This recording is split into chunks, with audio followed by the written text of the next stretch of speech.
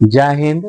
आज 10+2 physics electrostatics के अंतर्गत एक बहुत ही महत्वपूर्ण टॉपिक है पैरेलल ग्रुपिंग ऑफ कैपेसिटर।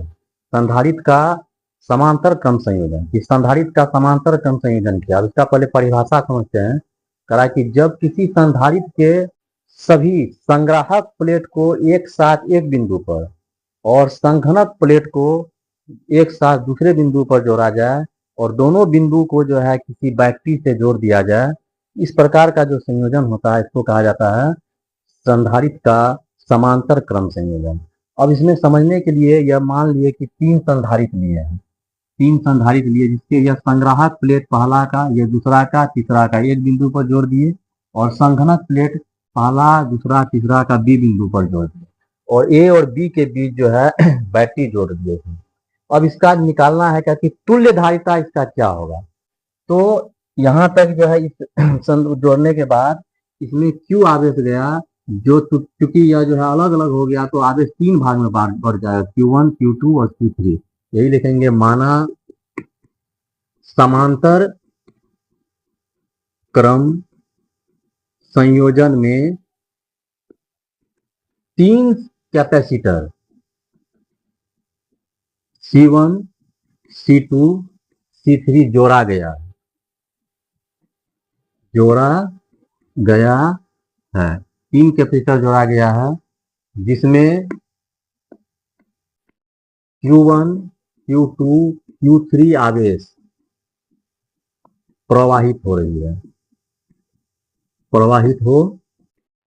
है और विभवांतर क्योंकि दो ही बिंदु है तो विभवांतर दो सब तीनों का भी ही रहेगा, विभवांतर इसका भी रहेगा क्योंकि बिंदु जो है इसमें दो ही है, इसलिए विभवांतर भी रहेगा। अब पहला संधारित्र में यदि लेते हैं, इस पहला संधारित्र का ये Q निकालते हैं, आवेश निकालते हैं, तो Q बराबर है ना, ये पहला संधारित्र के लिए आवेश बराबर धारिता इंटू विभवांतर, धारिता हो गया C1 इंटू V। ये पहला संधारित्र का धारिता निकला। दूसरा संधारित्र में यदि हम आवेश कितना आवेश हो रहा है तो Q2, तो C2 इंटू V, विभवांतर दोनों में बराबर ही है।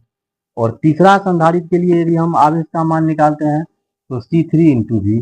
ये तीनों संधारित्र से प्रवाहित आवेश हो रहा है, इससे Q1, Q2, Q3। अब यहाँ तक तो यह Q आवेश ही गया है, यही आवेश तीन भाग में बढ़ गया, यानी कि यह जो Q है यही है, यह Q is equal to Q1 है, Q2 है और Q3 है। तो Q is equal to Q1 का मान यही रखेंगे, C1 भी, C2 भी और C3 भी। तो Q is equal to V common ले लेंगे तो C1, C2 और C3 ये आ गया। इसको समीकरण 4 मान सकते हैं।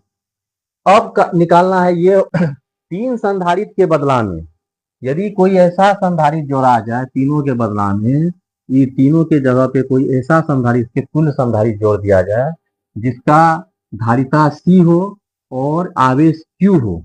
यदि तीनों के तुल्य कैपेसिटर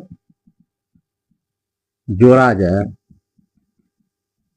जाए जिसका धारिता C हो, तो कराएगी जब एक ही संधारित्र जोड़ दिया जाएगा कैपेसिटर तीनों के बदला में तो Q बराबर क्या हो जाएगा, C इंटू V हो जाएगा, क्योंकि विभवांतर तो वही रहना है। ये दोनों समीकरण को यदि मिलाएंगे तो Q बराबर ये था और ये साइड में हो जाएगा C। समीकरण 4 तथा 5 से यदि मिला देते हैं तो CV बराबर हो जाएगा V, C1, C2, C3। V से V कैंसिल हो गया, C बराबर C1, C2, C3। ये हो गया क्या कहते हैं समांतर क्रम में जुड़े संधारित्र के तुल्य संधारित्र की धारिता। अर्थात इसमें हम देख रहे हैं क्या कि समांतर क्रम में यदि संधारित्र जोड़े हैं तो उसके जो तुल्य संधारित्र होगा, यानी कि टोटल जो धारिता होगा वह धारिता का मान बढ़ जाएगा, यानी कि C1, C2, C3 हो गया। और वही श्रेणी क्रम में बताए थे कि श्रेणी क्रम में जब संधारित्र को जोड़ा जाता है तो उसका तुल्य धारिता का मान उन धारिता के मान से कम होता है, व्युत्क्रम के योगफल के बराबर, यानी कि कम हो जाएगा।